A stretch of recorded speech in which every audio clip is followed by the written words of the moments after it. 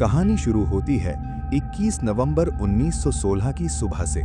समय था लगभग 8:12। एजियन सी के शांत पानी पर एक विशाल जहाज अपनी छठी मेडिकल जर्नी पर आगे बढ़ रहा था।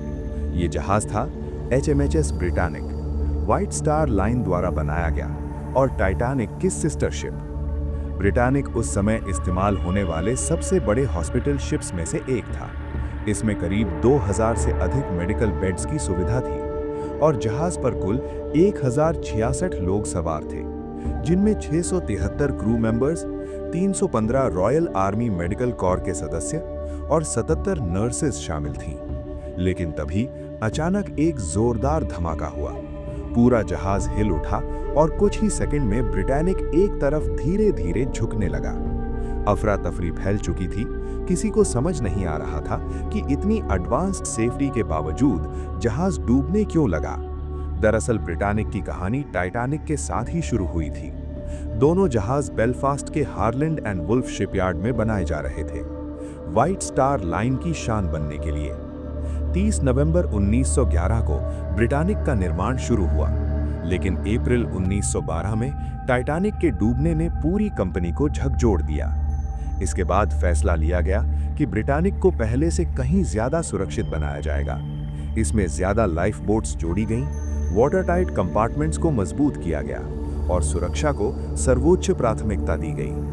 26 फरवरी 1914 को इसे ब्रिटानिक नाम के साथ लॉन्च किया गया, लेकिन तभी 28 जुलाई 1914 को वर्ल्ड वॉर 1 शुरू हो गई। युद्ध में घायल हो रहे हजारों सैनिकों को तुरंत इलाज की जरूरत थी। इसी वजह से 13 नवंबर 1915 को ब्रिटिश सरकार ने ब्रिटानिक को हॉस्पिटल शिप में बदलने का आदेश दिया।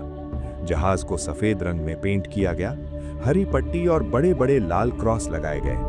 अंदर से लग्जरी एरियाज को वार्ड्स और ऑपरेशन थिएटर्स में बदला गया।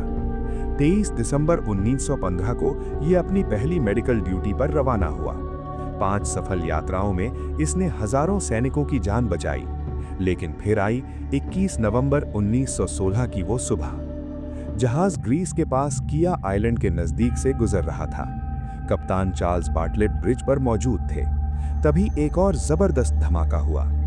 असल में इंपीरियल जर्मन नेवी की सबमरीन SMU-73 इस इलाके में पहले ही नेवल माइंस बिछा चुकी थी और ब्रिटानिक सीधे एक माइन से टकरा गया। धमाके से एक नहीं बल्कि कई वाटर टाइट कंपार्टमेंट्स एक साथ क्षतिग्रस्त हो गए।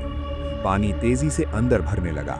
हालात बिगड़ते देख इवैक्यूएशन का आदेश दिया गया, लेकिन कुछ लोअर डेक्स की खिड़कियां हवा के लिए खुली रह गई थीं, जिससे पानी और तेजी से फैल गया। इवैक्यूएशन के दौरान कुछ लाइफ बोट्स गलत समय पर उतार दी गईं, जबकि जहाज के प्रोपेलर्स अब भी घूम रहे थे। नतीजा वही हुआ जिसका डर था।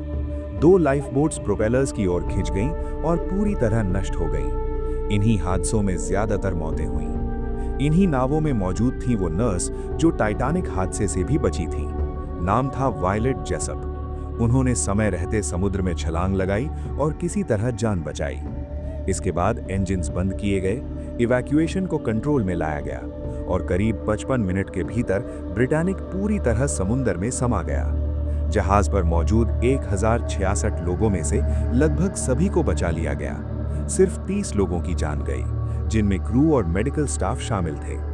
कई साल बाद डीप सी डाइवर्स ने जांच की और पुष्टि हुई कि जहाज के डूबने की वजह जर्मन नेवल माइन एक्सप्लोजन ही था। ब्रिटानिक कभी पैसेंजर शिप नहीं बन पाया, लेकिन एक हॉस्पिटल शिप के रूप में इसने हजारों सैनिकों की जान बचाई और इसी वजह से आज भी इसे इंजीनियरिंग और मानव सेवा दोनों का एक ऐतिहासिक उदाहरण माना जाता है।